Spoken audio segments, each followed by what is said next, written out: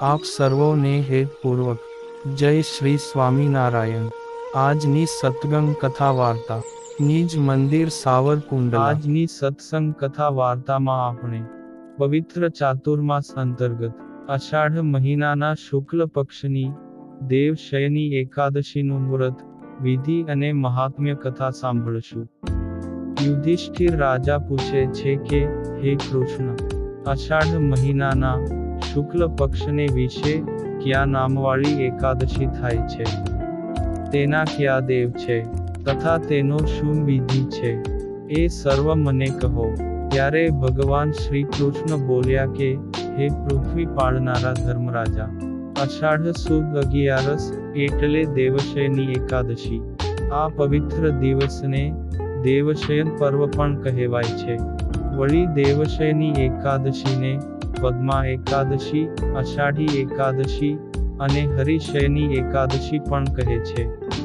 આ પવિત્ર દિવસથી ચાતુર્માસનો પ્રારંભ થાય છે ને હવે એકાદશી વ્રત મહાત્મ્ય અને પવિત્ર ચાતુર્માસમાં વિશેષપણે લેવાના નિયમો તેમજ વિધિ વિધાન વિશે યથાયોગ્ય કથા વાર્તા સાંભળશું।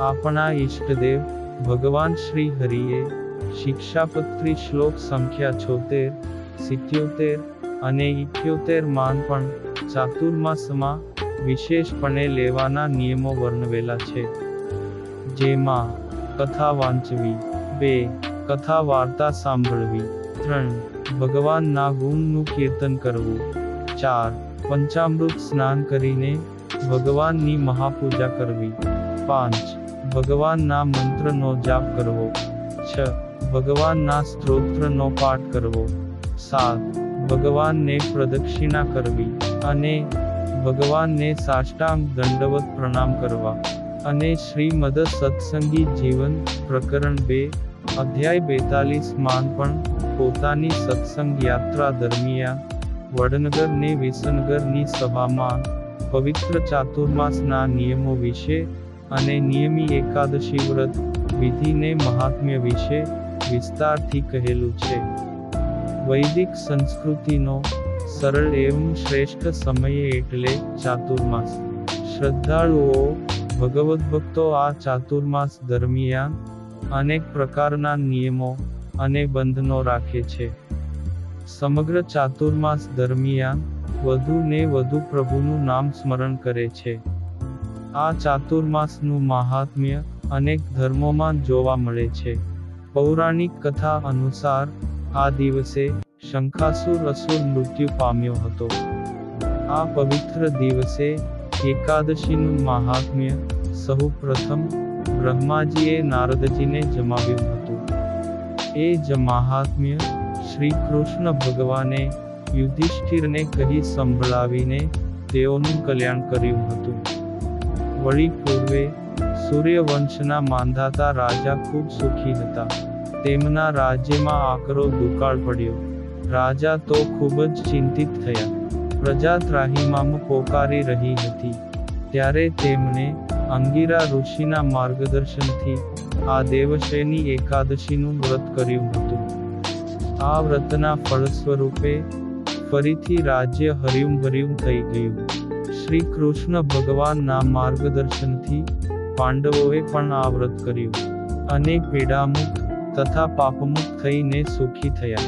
અને આ એકાદશી બાદ ભગવાન શ્રી વિષ્ણુ પાતાળ લોકમાં નિદ્રા અવસ્થામાં ચાલ્યા જાય છે અને કારતક મહિનાની દેવઉઠી એકાદશીએ જાગે છે। આથી આ સમયગાળાને ચાતુર્માસ કહે છે। ચાતુર્માસમાં પ્રભુ ક્ષીરસાગરમાં યોગનિદ્રા શું કામ કરે છે? તો તેની પાછળ એક પૌરાણિક કથા છે કે દૈત્યરાજ બલિએ ઇન્દ્રને પરાજિત કરીને સ્વર્ગ ઉપર પોતાનો અધિકાર કરી લીધો હતો। તેનાથી બધા દેવતાઓ અને રાજા બલિની માતા અદિતિ દુઃખી થયા અને પોતાના પુત્રના ઉદ્ધાર માટે ભગવાન શ્રી વિષ્ણુ ભગવાનની આરાધના કરીને વરદાન માગવા લાગ્યા। ત્યારે શ્રી વિષ્ણુજીએ વરદાન આપ્યું કે હું તમારા ગર્ભથી વામન અવતાર લઈને દેવરાજ ઇન્દ્રને ફરીથી સ્વર્ગની સત્તા અપાવીશ અને રાજા બલિને પાતાળનું રાજ્ય સોંપી દઈશ. પછી રાજા બલિના અશ્વમેઘ યજ્ઞમાં વામન દેવતા હાજર થયા. તેમના આ અવતાર અંગે શુક્રાચાર્ય સમજી ગયા અને બલિને સાવધાન પણ કર્યો. પરંતુ પ્રભુની લીલા અપરંપાર છે. વામન દેવતાએ દાનમાં 3 પગ જમીન માગી. ત્યારે શ્રી વિષ્ણુએ વામન અવતારમાં પોતાના વિરાટ સ્વરૂપથી તે સમયે 1 પગ ભૂમંડળ, બીજો સ્વર્ગલોક અને 3જો પગ રાખતા સમયે રાજા બલિને પૂછ્યું કે આ દાનમાં 1 પગ માટે સ્થાન જ નથી, તો હવે તેને ક્યાં રાખું? પ્રભુની લીલાને જોતા રાજા બલિએ કહ્યું કે પ્રભુ, હવે તો મારું મસ્તક છે, માટે અહીં જ પગ રાખી દો, જેથી તે રસાતળ પાતાળ જતો રહ્યો. અને ભગવાન વિષ્ણુએ વામન અવતારમાં તેને કહ્યું કે દાનીઓમાં તમને સદૈવ યાદ રાખવામાં આવશે અને તમે કળિયુગના અંત સુધી પાતાળના રાજા રહેશો. એટલે રાજા બલિએ પણ પ્રભુ પાસે વરદાન માગ્યું કે હે પ્રભુ, તમે મારા આ સામ્રાજ્યની રક્ષા માટે મારી સાથે પાતાળ લોકની રક્ષા કરો. તે ભગવાન વામનજીએ તેમને વરદાન આપ્યું. એટલે ભગવાન શ્રી વિષ્ણુ દેવપોઢી એકાદશીથી 4 મહિના સુધી પાતાળ લોક ક્ષીરસાગરમાં યોગનિદ્રામાં રહીને તેમના રાજ્યની રક્ષા કરે છે. વળી ભગવાન શ્રી કૃષ્ણ બોલ્યા કે હે પૃથ્વી પાળનારા ધર્મરાજા, હવે બ્રહ્માજીએ જે કથા મહાત્મા નારદને કહી હતી તે આશ્ચર્યકારક કથા હું તમને કહું છું, તે સાંભળો. એક વખત નારદ મુનિ પૂછવા લાગ્યા કે હે પિતામહ બ્રહ્માજી, વિષ્ણુ ભગવાનનું આરાધન કરવા સારું અષાઢ માસના શુક્લ પક્ષને વિશે કયા નામની એકાદશી થાય છે, તે મને કૃપા કરીને કહો. ત્યારે બ્રહ્માજી બોલ્યા કે હે કલિમાન પ્રિય મુનિઓમાં શ્રેષ્ઠ એવા નારદજી, તમે બહુ સારું પૂછ્યું, કારણ કે તમે પરમ વૈષ્ણવ છો. આ શ્રી કૃષ્ણ ભગવાન સિવાય આ જગતમાં શ્રેષ્ઠ અને પવિત્ર બીજું કાની પણ નથી. જે નરોએ આ જગતમાં પાપને હરનારું, સર્વ કામનાઓને દેનારું તથા પુણ્યરૂપ એવું આ એકાદશીનું વ્રત કર્યું નથી, તે નરો નરકની જ ઈચ્છા રાખનારા છે. અષાઢ મહિનાના શુક્લ પક્ષને વિશે પદ્મા નામે પ્રસિદ્ધ એકાદશી છે. તેનું ઉત્તમ વ્રત વિષ્ણુ ભગવાનને પ્રસન્ન કરવા માટે કરવું. વળી આ એકાદશીની કથા સાંભળવા માત્રથી જ મોટા પાપો નાશ પામે છે. માટે તે એકાદશીની પુરાણોક સુંદર કથા તમારી આગળ કહું છું, તે સાંભળો. સત્યયુગમાં સૂર્યવંશમાં થયેલા ચક્રવર્તી માંધાતા નામે રાજર્ષિ, સાચી પ્રતિજ્ઞાવાળા, પ્રતાપી અને પ્રજાને ઔરસ પુત્રની પેઠે પાળનારા હોવાથી તેના રાજ્યમાં દુકાળ પડતો નહોતો. તેમજ મનુષ્યને મનની પીડાઓ પણ થતી નહોતી ને નિરોગી રહેતા. તે માંધાતાની પ્રજા નિર્ભય અને ધનધાન્ય વાળી હતી. તથાપિ તે રાજાના ખજાનામાં અન્યાયથી મેળવેલું દ્રવ્ય પણ નહોતું. આ પ્રમાણે રાજ્ય કરતા તે રાજાને ઘણાં વર્ષો વીતી ગયા. પછી કોઈ વખતે પાપવાળા કર્મનું ફળ મળ્યું ત્યારે તે માંધાતા રાજાના દેશમાં 3 વર્ષ સુધી વરસાદ વરસ્યો નહીં. અર્થાત 3 વર્ષ સુધી દુકાળ પડ્યો.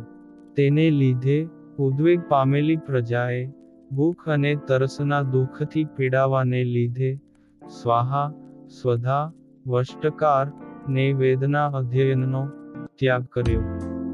તેનું કારણ એ કે દેશની અંદર ધાન્ય ન પાકવાથી બધી પ્રજા પીડા પામવા લાગી. ત્યારે પ્રજા સર્વે એકઠી થઈને રાજાની પાસે જઈ કહેવા લાગી કે હે માંધાતા રાજા, પ્રજાનું હિત કરનારું વચન તમે સાંભળો. પુરાણને વિશે પંડિતોએ નારા એવું પાણીનું નામ કહ્યું છે, અને ભગવાનને રહેવાનું સ્થાનક પણ તે નારા જ છે, જેથી ભગવાન નારાયણ કહેવાય છે. તે ભગવાન શ્રી વિષ્ણુ નારાયણ મેઘરૂપ છે, તથા હંમેશા સર્વની અંદર રહેલા છે. તે જ ભગવાન વૃષ્ટિ કરે છે. વૃષ્ટિથી અન્ન ઉત્પન્ન થાય છે, અને અન્નથી પ્રજાઓ ઉત્પન્ન થાય છે. તે અન્નના અભાવથી, અર્થાત અન્ન ન ઉત્પન્ન થવાથી, હે નરોના પતિ માંધાતા રાજા, પ્રજા ક્ષય પામે છે, પ્રજાનો નાશ થાય છે. માટે હે નર પાલોમાન શ્રેષ્ઠ માંધાતા રાજા, પ્રજાનું જેમ યોગક્ષેમ થાય, રક્ષણ થાય, તે પ્રમાણે કરો. ત્યારે માંધાતા રાજા બોલ્યા કે, તમે સર્વેએ સત્ય વચન કહ્યું છે, ખોટું વચન કહ્યું નથી. કારણ કે શાસ્ત્રને વિશે અન્નને બ્રહ્મમય કહેલું છે, અને અન્નની અંદર સઘળું રહેલું છે. અન્નથી પ્રાણી માત્ર ઉત્પન્ન થાય છે, અને આ જગત પણ અન્ન વડે વર્તે છે, જીવે છે. આ પ્રમાણે લોકને વિશે બહુ વિસ્તારવાળા પુરાણની અંદર કહેલું મેં સાંભળેલું છે. વળી રાજાની ખરાબ ચાલથી, વર્તણૂકથી પણ પ્રજાને પીડા થાય છે. પણ હું મારી બુદ્ધિ વડે વિચાર કરું છું તો મારા પોતાના કરેલા દોષને જોતો નથી. તો પણ પ્રજાનું હિત કરવાની ઈચ્છા માટે હું પૂરતો પ્રયત્ન કરીશ, આવી બુદ્ધિ ધારણ કરી. અર્થાત બુદ્ધિને વિશે એ પ્રમાણે ધારણા કરી, માપી ન શકાય, ગણી ન શકાય એવા સૈન્યની સાથે માંધાતા રાજા, જગતને ઉત્પન્ન કરનારા પરમાત્માને નમન કરીને ઘાટા એવા વનમાં ગયો, અને તપ કરવાને લીધે વૃદ્ધિ પામેલા મુખ્ય મુનિઓના આશ્રમમાં ફરવા લાગ્યો. એટલામાં તો જાણે તેજના પ્રકાશથી દિશાઓને પ્રકાશ કરનારા બીજા કમળથી જન્મેલા અને બ્રહ્માના પુત્ર અંગિરા ઋષિને જોયા. એ રીતે તેજસ્વી અંગિરા ઋષિને જોવાથી હર્ષ પામેલો તથા શુદ્ધ અંતઃકરણ વાળો માંધાતા રાજા વાહન ઉપરથી હેઠો ઉતરીને 2 હાથ જોડીને અંગિરા મુનિના ચરણમાં નમન કરવા લાગ્યો. પછી અંગિરા ઋષિ તે માંધાતા રાજાને આશીર્વાદ આપી વખાણ કરીને રાજ્યનું તથા રાજ્યના 7 અંગોનું કુશળ પૂછવા લાગ્યા. એ રીતે મુનિના કુશળ સમાચાર પૂછવાથી માંધાતા રાજાએ પોતાની કુશળતાના સમાચાર જણાવીને અંગિરા ઋષિને તેમના આરોગ્યના સમાચાર પૂછ્યા. એ પછી અંગિરા ઋષિએ માંધાતાને આવવાનું કારણ પૂછવાથી માંધાતા રાજા જે તે શ્રેષ્ઠ મુનિને પોતાના આવવાનું કારણ કહેવા લાગ્યો. હે ભગવન, ધર્મની વિધિ પ્રમાણે પૃથ્વીનું પાલન કરું છું, તેમ છતાં પણ મારા દેશમાં વરસાદ વરસતો નથી. તેનું હું કની પણ કારણ જાણી શકતો નથી. તેટલા માટે સંશય મટાડવાના કામ સારું અહીં તમારી પાસે આવ્યો છું. તેથી યોગક્ષેમ વડે, રક્ષણ કરવા વડે પ્રજાને સુખી કરો. ત્યારે ઋષિ બોલ્યા કે, હે માંધાતા રાજા, યુગ માત્રમાં આ ઉત્તમ યુગ સતયુગ કહેલો છે. આ સતયુગને વિશે જે મનુષ્યો છે તેની અંદર બ્રાહ્મણો જ શ્રેષ્ઠ છે, અને ધર્મ પણ 4 પગવાળો છે. હે રાજાઓના ઇન્દ્ર માંધાતા રાજા, આ યુગને વિશે બ્રાહ્મણો જ તપસ્વી છે. બ્રાહ્મણો જ તપ કરનારા છે, પણ બીજા કોઈ તપસ્વી કે તપ કરનારા પણ નથી. એટલે આ સતયુગને વિશે બ્રાહ્મણો સિવાય બીજા લોકોને તપ કરવાનો અધિકાર પણ નથી. તેમ છતાં પણ તારા દેશમાં એક શૂદ્ર તપ કરે છે. તે શૂદ્ર પોતાને અધિકાર ન હોવા છતાં પણ તપ કરે છે. તેથી જ તારા રાજ્યમાં વરસાદ થતો નથી. માટે તેને મારી નાખવાનો પ્રયત્ન કર, કે જેથી દોષની શાંતિ થાય. એવા અંગીરા ઋષિના વચન સાંભળીને માંધાતા રાજા પૂછવા લાગ્યા કે, હે અંગીરા ઋષિ, હું એ નિરપરાધી તપ કરનારને કદી પણ હણીશ નહીં. માટે દુષ્કાળ રૂપી પીડાના નાશ સારું ધર્મનો ઉપદેશ કહો. ત્યારે અંગીરા ઋષિ બોલ્યા કે, હે માંધાતા રાજા, જો તારે તે શૂદ્રને તપ કરવા દેવાની મરજી હોય તો અષાઢ માસના શુક્લ પક્ષને વિશે પદ્મા નામે જે પ્રસિદ્ધ એકાદશી આવે છે તે એકાદશીનું તું વ્રત કર. તે પદ્મા એકાદશીના વ્રતના મહિમાથી અવશ્ય સારી વૃષ્ટિ થશે. કેમ કે આ પદ્મા એકાદશી સર્વ સિદ્ધિને દેનારી તથા સર્વ પીડાઓને ટાળનારી છે. હે નરોના પતિ માંધાતા રાજા, તમે પ્રજા સહિત પરિવારની સાથે આ પદ્મા એકાદશીનું વ્રત કરો. આવું અંગીરા મુનિનું વચન સાંભળીને માંધાતા રાજા પોતાના નગરને વિશે પાછા આવ્યા. પછી અષાઢ માસના શુક્લ પક્ષની આ પદ્મા એકાદશી આવી. ત્યારે માંધાતા રાજાએ સર્વ પ્રજાએ સહિત ચારે વર્ણોની સાથે આ પદ્મા એકાદશીનું વ્રત કર્યું. હે યુધિષ્ઠિર રાજા, એ પ્રમાણે માંધાતા રાજાએ વ્રત કરવાથી વરસાદ એવો વરસ્યો કે તે વરસાદના પાણીથી ભીંજાયેલી પૃથ્વી ધાન્યના ઉગવાથી સુશોભિત બની ગઈ. માટે ઇન્દ્રિયોના નિયંતા શ્રી વિષ્ણુ ભગવાનની પ્રસન્નતાથી જ લોકો સુખને પામ્યા. આ કારણથી જ આ ઉત્તમ એકાદશી પદ્માનું વ્રત કરવું.